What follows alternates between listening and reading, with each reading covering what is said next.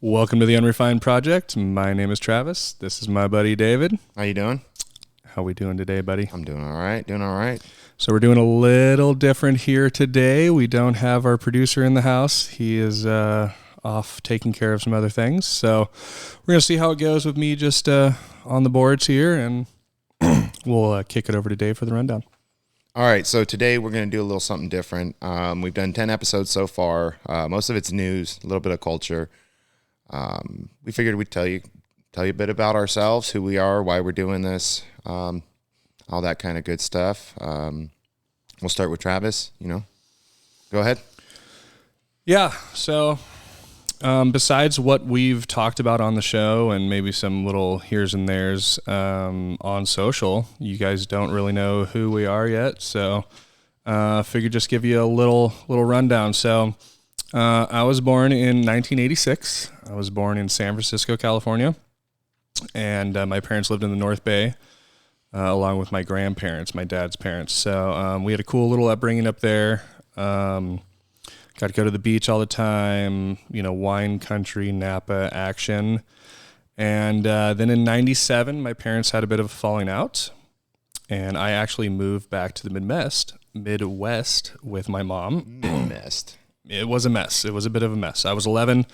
I have a younger sister and a younger brother, and we actually moved into my grandmother's basement. Nice. And yeah, but you didn't shoot her in the face, right? No, I mean, try as she might. Too soon. Well, so she was very religious. She was 100% Irish, and she was also 100% Catholic. Okay. So we didn't really have a lot of, God and religion discussion. We knew what Christmas was because we got a shit ton of presents. And so it was a bit of a transition, not only between the physical location, no more mountains, no more ocean. But yeah, we started going to church and communion and Saturday school and all that good stuff. So it was a bit of a transition, to say the least. Something I didn't really notice until I was older. The schools in California are not that good compared to other states. No, they're one of the worst. They're some of the worst. So I was like, crushing it, 6th grade, graduated, like no worries, straight to like C's and D's in math and science. So it was a struggle. The kids were a little bit more advanced than we were. And, just trying to find my vein, moving to a new town. And where was this? What town? Ames, Iowa. Actually, we're going to be going back. Slipknot. You're in good hands out there. Yeah, Iowa's a crazy cool place. I didn't really appreciate it much when I was younger, but it's a great place to raise family. Super safe. Rode our bikes everywhere. Left them in the lawn. Doors unlocked. That whole thing. So, moved there for a little bit. We struggled. My mom was, doing her thing, trying to, make ends meet and get us our own house and everything. So, lived there. Graduated high school in 2004. Shout out to Ames High. And kind of bummed around a little bit for a few years. Decided I wanted to go to a tech school down in Arizona. So I started wrenching on motorcycles. Did that for 2 years. Bopped around. Found myself back in California. Met my wife in 2013. Got in the trade the same year.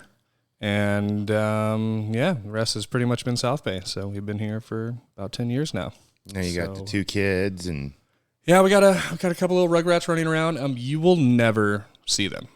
You'll never hear their names. I appreciate a lot of privacy, and a lot of people in my personal life really kind of wonder why we're doing this, because I am kind of such a private person. But we'll let David give you a little bit first, and then we'll kind of explain why we're doing this. All right, so I am 39. Old fuck, I know. Born and raised in California. I did live in the Midwest for a few years in my early 20s. Just ex-girlfriend, stuff like that brought me out there. I do like it out there as compared to here. I did like it a lot more. I have 3 kids, 3 boys, love them to death. Wonderful wife, love her to death. Don't always treat her like that, don't always treat the kids right, but I'm trying, I try for the most part. Our wives and kids. We got a new little kitty here. Hold on. Our wives and kids put up with a lot, so we do appreciate that. There's our little kitty, Sashimi. She was the one that just gave us the technical difficulties. Yeah. So that's how it goes sometimes. Yeah, that's all right. I'll clip that out. They won't see any of that shit. So, I had a pretty rough childhood. I did a lot of dumb shit. had my run-ins with the law, got in trouble, just, normal teenager shit in California. Any other state, it wouldn't have been the same, I think. Just the people that you hang out with, the people that you know. Here, it's a little different here, I noticed that when I moved out to Nebraska for a few years. It's slower paced out there. The kids are a little, the same, rough and tumble. There's still drugs there. There's still all that kind of garbage and shit like that, but it's different. It's just something different about here. I don't know if it's just California that makes you want to commit crimes or what, but I think it has a lot to do with just big cities in general, large populations. I have a lot of friends that I've met through the trade and here since being here, and the vein is kind of the same, especially you South Bay boys. San Francisco's crazy, so y'all would get up there and get into a little bit of here and there. I do want to point out that you can't run from X, Y, and Z, right? A lot of people think that they can kind of run from their problems by moving physically, especially. Yeah, that doesn't work, because you'll find the same shit everywhere. You just gotta look for it. But it is different here. I think it has a lot more to do with the gangs. Here, you hang out with gangs when you're younger, especially at East San Jose, where I grew up. All you do is hang out with gangs. Mm-hmm. Everybody's a gang member of some sort or another, and it feels like family at that point, or at least aspiring to be. Yeah. And and a lot of my friends grew up without dads in the household. Mm-hmm. The ones that did have the dads, or the grandparents that took really good care of them. One of my best friends is raised by his grandparents. They awesome people. He's doing fantastic in life right now. A couple other people that I knew growing up in the Bay Area, they're they're still destroyed as people. Yeah. Most of them were raised single parent household, usually the mom. Very rare that you find it's just the dad, but yeah, it's different, but that's me. That's who I am. I've changed, especially since I had kids. I got 3 boys. I won't tell you their names either. But they're a handful. Like I said earlier, I love them to death. They don't know it. I'm sure they know it. I don't tell them as much as I probably should. They probably think I hate them. I don't. I'm just trying to raise somebody that has thick skin that could, be a good person in life. That's all I care about, And if they treat their kids like shit, as long as their kids grow up to be decent human beings, I'm okay with it, That's what it takes a little bit. It takes a little bit. I really try and tell myself to not be soft-handed, right? I kind of have to remind myself that this is the time to get it in. I kind of look at it as a window. Yeah. And again, so many parents used to get upset with me before I had children when I would compare kids in general, not necessarily their kids. Like, I'm not calling your kid a dog or anything, but to animals. Yeah. I used to compare I've heard that a million children times. To animals, and they used to get really bent out of shape. But now that I'm post having children, and I have, you have to get them early. If you don't get a puppy in obedience school, the rest of the life is a big struggle, and I feel the same way about children. So I'm really just trying to let them focus on being kids, but having discipline built into their routine in a daily basis. Yeah, that's always a good thing. And besides, they are little animals. They're just terrors. They terrorize everything. I guess that's the point, of being a kid, right? I did the same thing.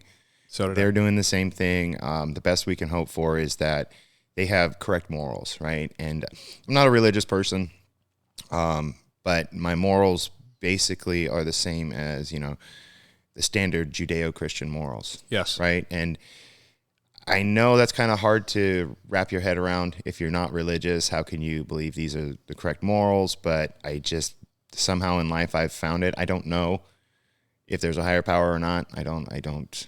I guess you can call me agnostic if you had to put me in a box. I'm not an atheist. I don't believe in nothing. You're not a nihilist? No, not a nihilist. But, it's kids, as long as they have, I think they need a male role model in their lives that's stern, that they know where the boundaries are. And maybe I don't tell them enough that I love them, but I hope one day they'll know. I think they will. So 2 things there. my mother did an amazing job raising three crazy children. She had some help from her parents, but they were older. My mom's one of 8, and they were kind of done, dealing with children by the time we rolled around. We had a lot of cousins out there in Iowa as well, and bless their heart for opening their houses, their home to us, and trying to instill some consistency and a bit of a routine as far as like my grandpa was really, really staunch on having dinner. Everyone sitting down at the dinner table. Nice little structure. Yeah, and I am really staunch about doing that now as well. And I get on my son a little bit about getting up and going and play with his Legos when he should be eating, And I know he's a young kid, but I really want to have some of those consistencies that I found in a home with the parental coalition of a man and a woman, heavily influenced by religion. I am not religious. There was actually kind of the opposite effect, going from no talk of God at all to just having it shoved in my face 2 or 3 times a week. I pushed back in ways that I'm not very proud of. There's some stories about Sunday morning rolling around and us watching cartoons real quietly. Because I knew if we didn't make it to the last mass, which was at 11:15 in the morning, if, we weren't ready and out the door by 11, my mom wasn't going to have us late to church. Yeah. So we I would tell my younger brother to, zip it. If you're going to laugh into your shirt, and we're going to make it through this kind of thing. But I do really agree with the moral foundation that can be found in a Judeo-Christian religion. Absolutely. If we don't get our morals from that, where do we get our morals from, right? A lot of people like to believe that there's nothing else after this. There's no heaven, no hell. If that's the case, then why is rape, murder, all that? Why is it bad?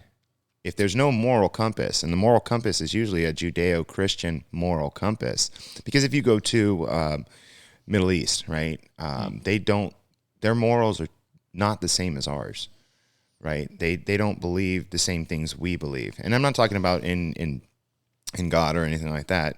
I'm just talking about their morals. The way they treat each other is different than the way that we in the West would treat each other. And that is a fundamental Christian value system.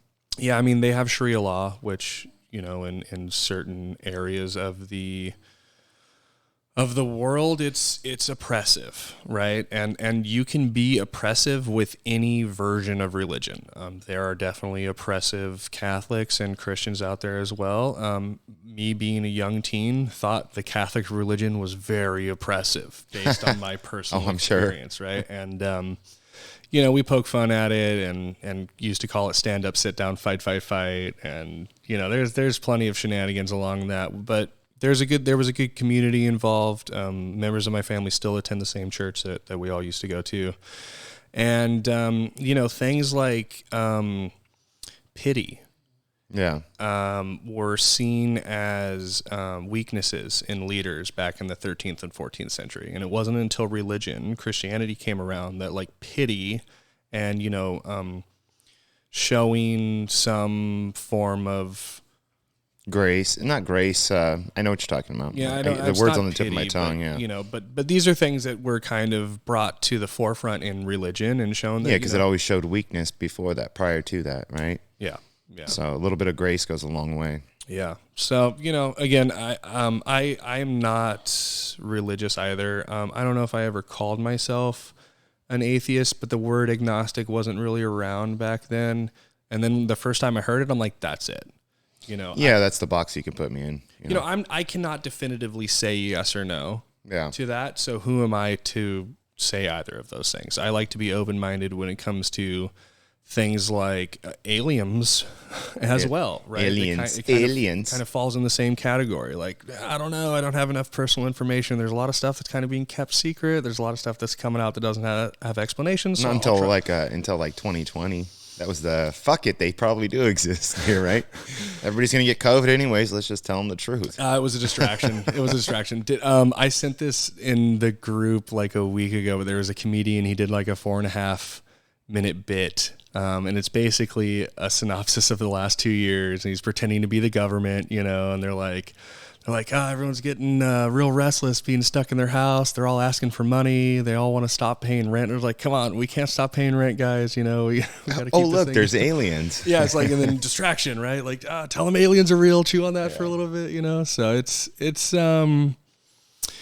it's been kicked around a lot, but I digress. We have we have to give credit where credit is due. And I know a lot of people love to, push back against the whole religious thing. It's like, hey, do your own thing, man. As long as you're being a good parent and you are present in the child's life, whatever moral compass you feel as though that kid needs to have, just like make sure they're not a bully. Make sure they're not like shooting people. Unless that's your moral compass, right? Yeah, but yes. I mean, then you shouldn't have a kid. No, correct. But like, I guess that's pretty much, the gist of us too. I have 2 dogs as well and a bunch of fish. Yeah, he's got a lot of fish. I got a lot of fish. I got a pond I built in the backyard. Some more fancy goldfish in the house. I like fish. They don't talk back. They just stare at you, That's about it. You only feed them once a day. Yeah. That's it. Dogs are kind of a pain in the ass, but So we were going to just kind of shotgun scatter a few things that have happened. We are going to be missing next week's episode. I am going back to the Midwest for a family reunion. We're going to do a good old fashioned road trip and take a few weeks off. So a little weird news cycle. We had another shooting that happened at a hospital, but we kind of want to touch on some things that are wrapping up a little bit. First and foremost, the topic that everyone seems to the grumpy topic be discussing, and I cannot wait for it to all be over, is the Amber Heard Johnny Depp thing. Yeah. So you want to talk a little bit about that? Yeah. So Johnny Depp won the defamation case. Basically, he was awarded $10 million on one part, and then there was another piece of it that he was awarded another $5 million. But since in the state that they did the lawsuit in, I think it's Virginia, it only allows for $350,000. So basically, he got $10,350,000 minus $1 million that he's got to give to Amber Heard, or that comes back to her for defamation of her character, which doesn't make any sense. I haven't paid much attention to it because my dog stepped on a bee. Oh. But I haven't paid much attention to it. My wife has. And, it's just a distraction to me. It's like, hey, the economy is in the toilet. Gas is almost $7 a gallon out here right now. Probably be $9 by the end of summer. It's the, hey, look, there's a squirrel over there thing. Yeah, it's AD. It's like ADD or AD. Ooh, shiny. Yeah, that kind of stuff. So that's finally going to be out of the news, but they're talking about it as if, because Johnny Depp's a white, privileged male, that is why he won the defamation case. Which, if everybody's seen the bits and clips and stuff like that of Amber Heard when she took a shit on his bed or their bed. She's talked about, I didn't hit you, that kind of stuff. Everybody's seen how insane she is. And yet there's still a lot of media, left-wing media, that is on her side saying, hey, what's this going to do for the Me Too movement? Right before we started recording this, Travis actually found an article online, and the headline was just, wow. The Root, or the Roots, I forget what it was called. I think it was from the Roots, yeah. So it basically said Amber Heard lost and how this is bad for black women everywhere. I was unaware that Amber Heard was black. I was unaware that one person losing a defamation court case affected women all over, especially since we don't even know what a woman is in the first place. You would think for that whole Me Too movement, this would actually be better, right? Because now the stories that come out, if people find out that there's consequences to lying, so say, I accuse somebody of something, but it's not true, I should be held to the same standard they're held to, right? So I should be in just as much trouble as they are if it's true or if it's not true, right? So if it was true, they get in trouble. If it's not true, I get in as much trouble as they would have if it was true. So like justice should be blind. Justice should be entirely blind. Doesn't matter who you are. I didn't watch much of the story because I don't want to watch millionaires sit there and bicker over something that there's hundreds and thousands, if not millions, of relationships out there just like that, where there's women that are mean, there's men that are mean. I've known and seen a lot of women in my life. Luckily, my wife's not one of them. My wife is probably the coolest person I've ever met. That are they're like that. They treat their boyfriend, husband, whatever, like crap because they know there's no consequences, right? No physical consequences to it. Because as men, we're taught as boys, well, as long as you have both parents in the household, right? You're taught from your dad at an early age that it's not good to hit women. It's not good to treat them like shit. And we try our best. We really do. It's not always the case, though. Sometimes it's the opposite, right? Sometimes it's a man who's run by emotion, who treats his woman like shit, right? And in this case, it wasn't. You've got a drunk, drugged out actor, right? That's easy. He plays the gay drunk pirate on everything. That's his character. That's who he is as a person. Even in Willy Wonka, he was basically if you watched 5 minutes of his deposition, you'd be like, what is going on? That's Captain Jack Sparrow, the drunk gay pirate, right? That's who he is. And, I'm glad it went in his favor because it shows that there are consequences to lying. There are consequences to telling people falsities, right? Well, for me, it's that it kind of changes the tide and the momentum a little bit of this whole believe all women bullshit, right? Because just because women can be evil. Gender doesn't mean that they're incapable of lying or that they aren't falsifying something for gain or it doesn't take genitalia to be a sinister person, right? Yeah, correct. And that's why I think consequences for the lying should be just as bad as consequences for the actions if they're true, right? You shouldn't be able to get away with it. And now that you can't get away with it, that should be a big step ahead for women that have been abused. Yes. And I also think that it allows us to take a step back for a moment and take every one of these cases in a case-by-case basis and say we can't blanket statement, oh, well, this happened here, so it must have happened here kind of thing. You know what I'm saying? Yeah, correct. That's the way it should be, right? That's exactly how it should be, right? Yeah. It's every case should be looked at, okay, what happened, when, where, what, who, why. And in the case of like Harvey Weinstein and Bill Cosby, they got in trouble for what they did. Not as much as they should have probably. Even Roman Polanski, he just fled the United States, right? Yeah. He's still praised as a good director and stuff like that, a producer. But it's the consequences for doing something wrong should be bad. Whether it's you saying, you lying, or me doing something wrong, right? It should be the same. Well, and that'll scare a lot of people off because there's sometimes there's women that, that'll sleep with somebody, regret it the next day, and then be like, oh, he raped me. And it's like, is that real? I don't know. I've known people in my life that you could see if that situation ever arose, you'd be like, I could kind of see that. You know what I mean? Regret equals rape. Yeah. Like, that's fucked up. Yeah. You made a decision as an adult. You made a conscious decision as an adult. Yep. All right. Now we're not talking about getting roofied or actually getting assaulted, etc. Like you got drunk, you wanted to, have some fun that night, and mistakes were made for whatever reasons, but regret. Had too much Jell-O pudding. Cope shouldn't equal like get this person in trouble or. There's a lot of vengeance in this world. A lot of vengeance and a lot of hate and anger, and I think it needs to stop.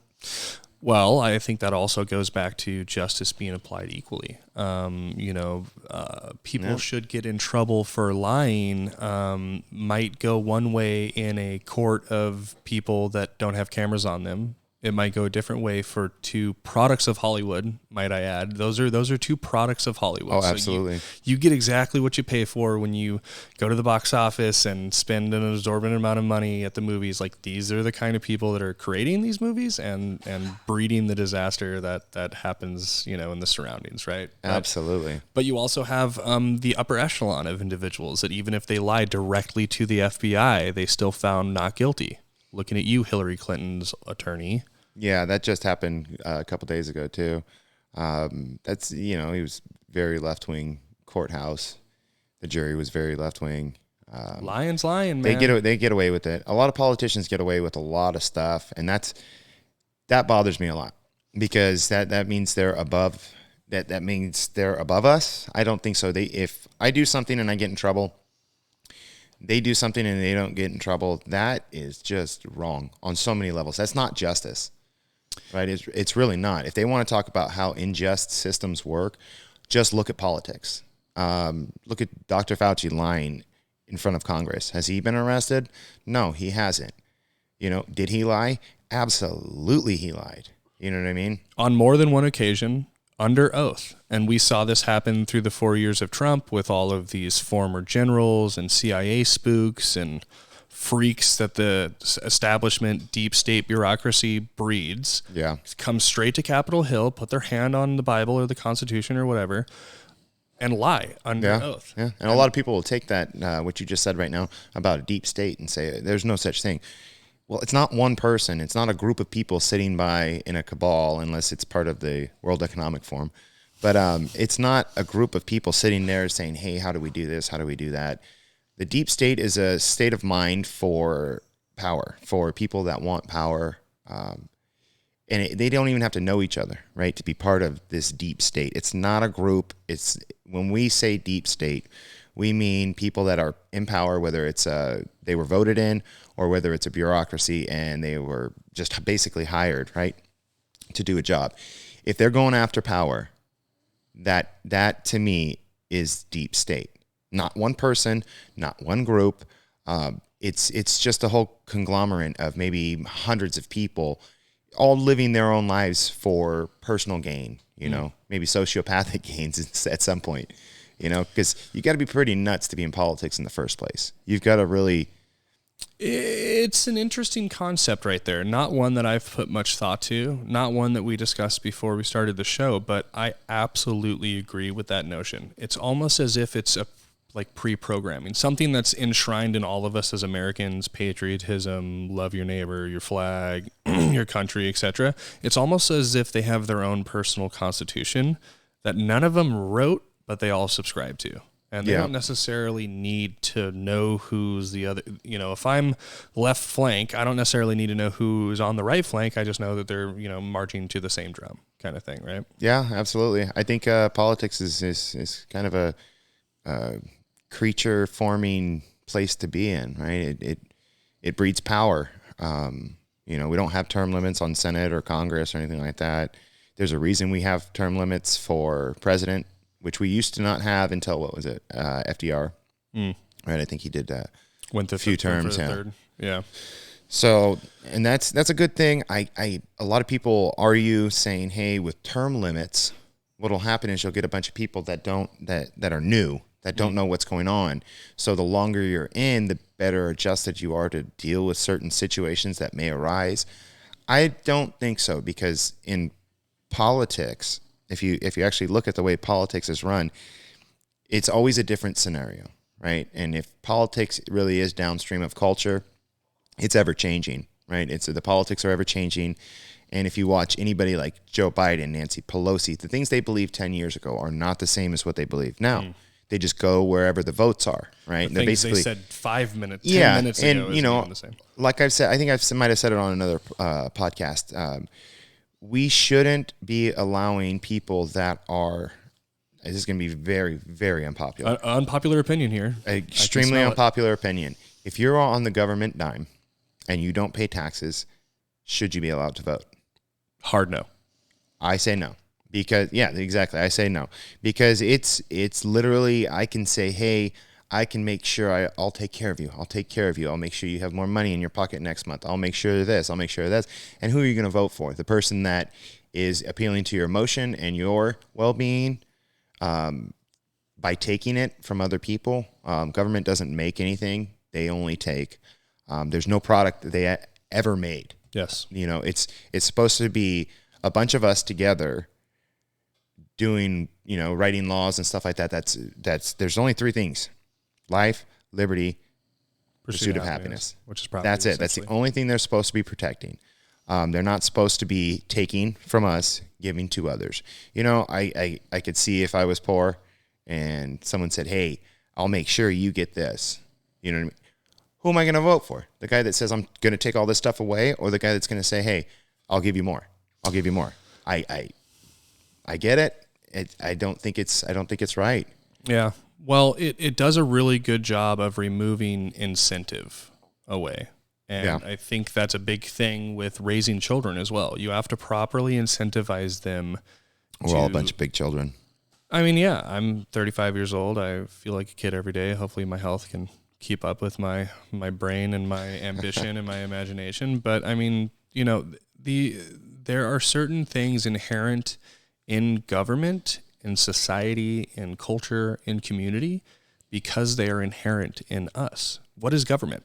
Government is It's just people. us, yeah. It's just people, right? So you have, and you know, here's the thing. I would have been called a conspiracy theorist 4 or 5 years ago for talking about the deep state. They've basically come out and admitted it.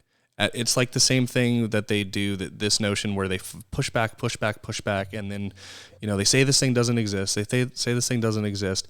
And then they'll come out with an article and they're like, this exists and here's why it's good. You know, and it's like, did everyone just miss the part about how like they just tried to say that it wasn't a thing as long as possible? No, it's like, no, it is a thing. The deep state, the swamp, whatever you want to call it, these are bureaucrats. These are people that are not voted into their position. They're appointed by people that we voted for, and they're just power hungry. Stay there forever. Yeah, and they're just power hungry. So it's an inherent flaw in our system. I think every single position should have term limits. Back to what you were saying is about the excuse that they use all the time as to why we need people in power longer. It really confuses me. You know, I've done jobs before in construction where there's a swing shift, okay, where you have one crew working during the day, one crew working at night.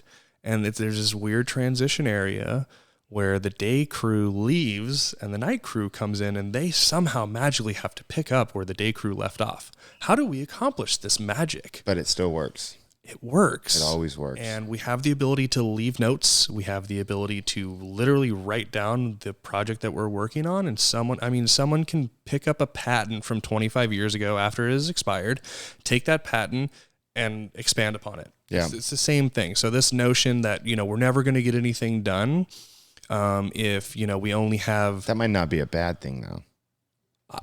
Not getting anything done ever.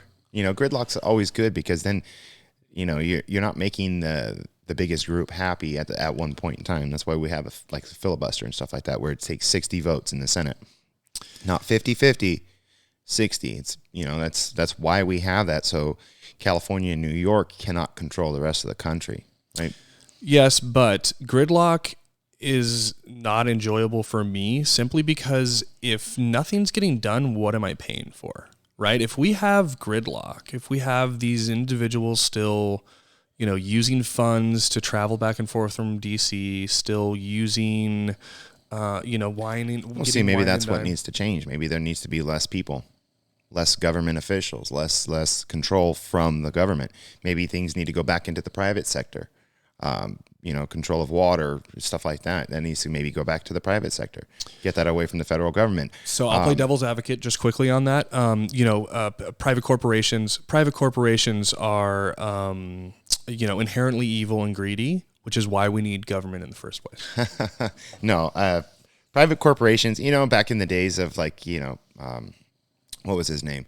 Rockefeller and all that stuff. Yeah, they were very money hungry. They started from nothing. They built their businesses on the backs of others, is what everybody says and stuff like that. Nowadays, that kind of stuff doesn't work. There's just too many people and there's too many options, right?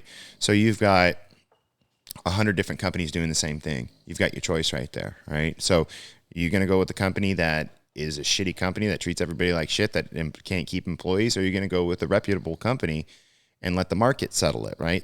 Surprisingly, a capitalist market is very good at weeding out the bad, right? It really is good at it. Government is not. Government is not good at picking winners and losers. Government never has been, never will be. So less government control, I would be happy with that. Term limits, I'd be happy with that. Just get them out of our lives. Let us do our things. You know, let us decide what's best for us on a local level, from our house to our block to our city to our county to our state. Yeah. That's it. The state is more powerful than the federal government. It's called federalism, right? It's supposed to be. Yep. So get them out of our lives. Let us decide what's best for us in each little area. And that's why, when they're going to do it, overturn Roe v. Wade, that's perfect. Let each state decide what they want to do. It's not getting rid of abortions. It just lets the state decide. If you don't like it, that's the beauty of America. You can move. Yeah. Right? If you can't afford it, you're probably living in California and New York anyways, and they will never get rid of abortion. Yeah, and it's not worth it to come here anyways, right? No. So, I mean, if you're not here and you can't move back, or the whole can't afford to come back to California, consider yourself lucky. You don't really want to be here anyway. I want to touch on two things before I forget, because my brain is an amazing thing every now and again. So there is this idea called sortition. Called what? It's called sortition. Never heard of it. Got a couple of buddies that are moonlighting as podcasters as well. Like to see another episode, you guys. But their name is, I'm going to forget it. It has to do with sortition. The Sortition Society, I believe. Anyway, sortition is this idea to completely randomize every position in the government, from the top to the bottom, president down to the public park trash can bag changer. Yeah. Right. So it takes this idea that everyone's name gets thrown in a proverbial hat, and I draw Joe Schmo, who is the plumber, and now you are going to be president for 4 years. So Joe Schmo, the plumber, doesn't get to pick his cabinet, doesn't get to pick the people that he's running and working with. All he knows is that he has a position, and he knows the power of his position and what he can and cannot do. It's not a bad idea. I mean, I'm sure there's lots of problems that could come of that, but that doesn't seem like a bad idea, but just talking about it is one thing. If it was ever implemented, I could see there being a lot of issues with that, right? Because some people don't have the ability to make rash decisions. Look at our president now. He cannot make any rash decision. You can't do any worse than what we got right now, bro. No, you can't. You can't. Well, you could. Look who's second in line.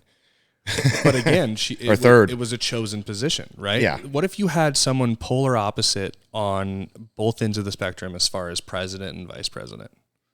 I think that there would be a lot less rash decisions. That's why I'd like to see not necessarily these two people, but a Ron DeSantis, Tulsi Gabbard together run. Yeah.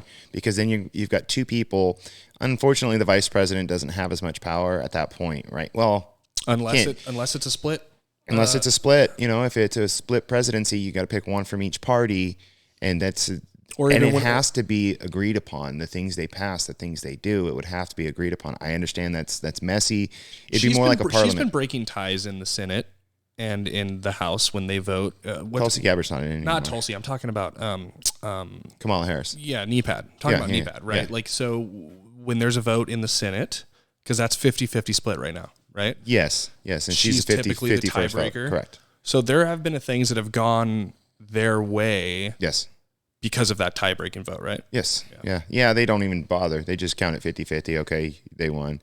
They don't even probably need her to vote. It's probably just not a technicality, but a whatever at that point. They just, hey, which way? We know which way she's going to go, right? She blows with the wind, right? Yeah. Whichever, and Willie Brown. I mean, that was a long time ago. Okay, people can't remember that far. Yeah. Just two more things. So the sortition thing is a very interesting idea. I like to expand on that a little bit later when you get a little more privy to the idea, because there's some nuances there that we're not going to spend time on right now. The other thing that I appreciate about that is I believe that it would reduce a lot of fluff, for lack of a better word, when it comes to people's terms. Right? Because in reality, they're spending, say, it's a 4-year term. They spend 2 to 3 years of that running their campaigns again, promising things, bribing people. Yeah, that's all they do. Legal bribery. Yeah. I mean, if in high school, class president says, "Hey, we're gonna get vending machines, free vending machines." The other one says, "Hey, we're gonna make sure we get more homework." who are you going to vote for? Mm-hmm. The one that's actually doing something good for the rest of your life, or the one that's doing something good for you, what you think is good for you now, but which is really bad for you? Well, I mean, no one ever said that homework was good for you necessarily. It's just it's practice. Pretty sure homework was created as a punishment. No, it's practice. I totally see that. I always tell my youngest, it's just practice. You need to practice it to get better. If you don't practice it, you're not going to get better at it, right? I mean, look at us, 11th episode in. I don't know if we sound any better. I hope we do. I hope we're getting better at this. I'm definitely feeling a little more comfortable in, my ability to attempt to articulate my thoughts. And, we don't have our iPads with us today, so we're kind of just shooting from the hip. But rough and dirty. I am getting a little bit better at, compartmentalizing certain ideas and allowing other individuals to say their piece while still remembering what I wanted to say. I was very horrible at that, even when I was a teenager, memorizing and that kind of stuff. So I've come up with little ways here and there to kind of assist myself with that. But no, and this is something that I was speaking about with a family member the other day, and I was introducing her to the show, and she's like, so what, like, why? Yeah. And again, my family knows that I am a very private person. Social media, don't really do much of it. Didn't really want a lot of flashy shit on my car, etc. Right? But she asked me kind of why we're doing this, and I'm pretty sure I said this, I think the first episode, but I want more regular people, and you and I are just regular people. We met in a blue collar trade. We met in an apprenticeship. We enjoyed each other's company to the point where we can hang out with each other outside of work, which doesn't always happen. But, I've gotten very lucky through my apprenticeship and through the careers that I've had to kind of go beyond that 9 to 5 window and, meet some really cool people in that situation. And, this happened super organically. We were just kicking it in our vans, and we decided that we were talking about some kind of cool, nuanced stuff, and maybe some other people might want to hear it. And I want to reiterate that I think there's a lot of interesting people in the world that don't have super interesting jobs per se. I mean, we all can't be Neil deGrasse Tyson, for example, and, be on Rogan's show all the time. But I think what a lot of people have to say warrants an audience. And some people aren't necessarily afforded an audience in their day-to-day life. And I just want to encourage more people to not only grab a camera and a microphone and, spit some words out onto the internet, but I also want to, encourage this kind of discussion with individuals that you might not necessarily think that you can have that discussion with. Right? Yeah, see, I'm a little different. The reason I do this, I'm a very shy person. If the waiter or waitress brings me the wrong food, I usually just shut up, eat it. I'm not confrontational, anything like that. I'm usually not. With my family, yeah, of course. Everybody is with their kids and wife and all that stuff. We're a little bit more open with them. So this is kind of like therapy for me. Get out here, talk, hang out with Travis. And like I said, these are just the regular conversations him and I have. We don't introduce ourselves to each other. That would be kind of weird every time. Well, we have super cool nicknames, but we haven't. Yeah, we're not. We can't say them on here. That's right. There's no way. But yeah, it's therapy for me. This is nice. It's someone to talk to. Wife doesn't always like hearing my political views. A lot of people here in California, I can't really sit down and talk with them about this kind of stuff because they're not like this. They don't believe the same things I believe, politically, right? And that's majority of the shit we talk about. So, and don't put me in a box. I'm not left. I'm not right. I don't care. What would you consider yourself, like if you were filling out a voting registration card? Well, I'm registered as a Republican, but that's just because I've sided with them right now. Lesser of two evils. If if somebody came along like Tulsi Gabbard, I don't like a lot of some of the things she's said and done, but she makes a lot of sense to me. If there's a couple things she changed, I wouldn't mind voting for her. Right? She's a Democrat. I don't care who you are. If your values align with my values, I'll vote for you. Right? Yeah. That's the way I think it should be for everybody. I don't think everybody should pick a side and stick to that side. And whenever I say the left, I mean people that are out of their fucking mind. Insane. People on the left, boys or girls, girls or boys, or boys or girls, girls. I don't even know how to say what they say. I'll screw myself up on that. It's fantasy world, and you can do whatever makes you feel good, and that has a hard time existing in reality because it's not real. That's not the world that we live in. So there's a lot of clashes. Now, I'm not saying that, there's that old saying, if you're not liberal when you're young, you have no heart. If you're not conservative when you're older, you have no brain. I mean, there's a lot of things that I was liberal about that I don't feel liberally about anymore. And if we were to break it down to what those words actually mean, it's like filling up a cup full of water. Do I want to be conservative with this water, or do I want to be super liberal and let it overflow? And I'd also it goes by issue too. I'd also like to say that certain individuals, if they consider themselves liberal, must be conservative at some point with their liberalism. Liberalism. Yeah. I get it. And vice versa, right? Like immigration, for example. I always ask this question, right? Like, okay, so you're all for immigration, visas, hell, you even like unfettered mass illegal immigration, right? So how many people per year do you think is good for the country, right? Even if you say 100 million people, well, at 99,999,999, you have to be conservative and say, okay, that's enough. Yeah. Right? So there's this interesting concept that we all have to be either or, and I just don't subscribe to that. Some of the concepts, especially when I say left on the left, right? Some of the concepts about that, some of the stuff, logically, it just doesn't make sense to me. A lot of stuff seems driven by emotion. I'm not a very emotional person. Ask my kids. I'm not very emotional. I don't wake up and think, okay, how do I feel today? No, I just get up and do it. Right? That's never been a thought in my head, especially since I've had children. Just get up and do what you got to do. But if you're driven solely off emotion, you're not looking at the consequences of your actions, because you're just feeling all the time, feeling. So when you hear me talk about the left, it's literally, I believe they're feeling monsters. They run on feelings and feelings alone. And to me, logic comes first.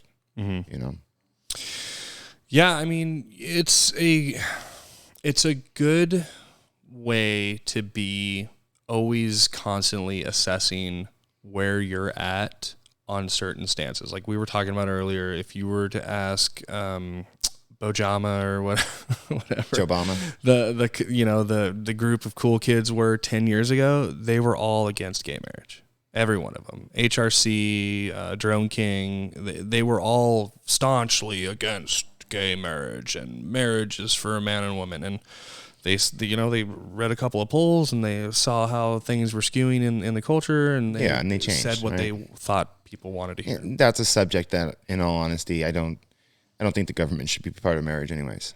I think if that's a religious thing, right? Marriage is a religious, I don't know what you would call it, but it is religious, right? So why is the government involved?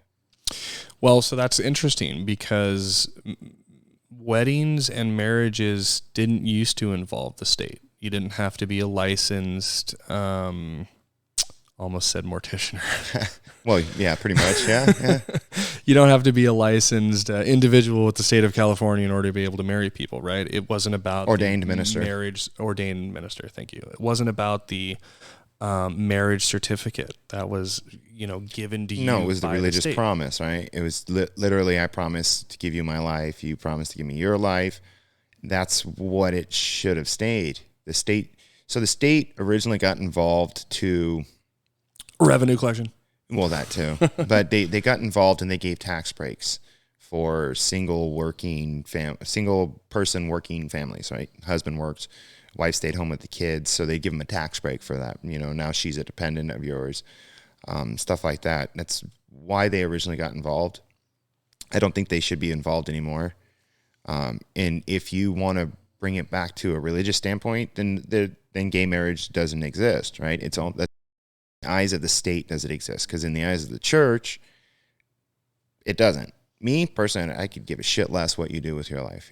Yeah, I mean, just leave me alone. Let me be happy. There it is. I was just gonna say, like you say all the time, do you, boo? Right? As long as you do you, boo. As long as again, the whole box thing, right? Like, I'm as closely aligned to a libertarian as I think you can get with. I think they consider that a classical libertarian now. Maybe.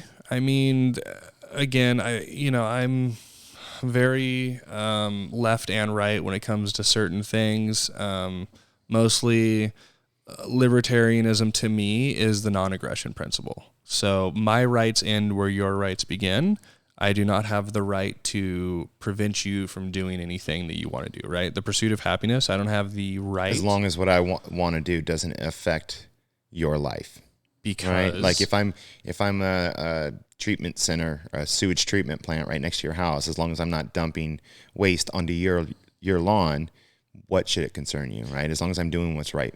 Well, because just like my rights end where your rights begin, your rights end where my rights begin. Yep. And if we can have a deep, almost religious understanding of that, I think society would operate a lot better, because people would think about the actions that the choices that are making, the actions that they're doing at that point in time, and the consequences that come from those actions. I mean, I talk about this all the time with my wife, and she's probably heard it, an obnoxious amount of times, but choices have consequences. We make hundreds of choices a day, whether we're conscious of it or not, and every single one of those have consequences. Absolutely. They do. And that's, I always say, the road to hell is paved in good intentions, right? Mm.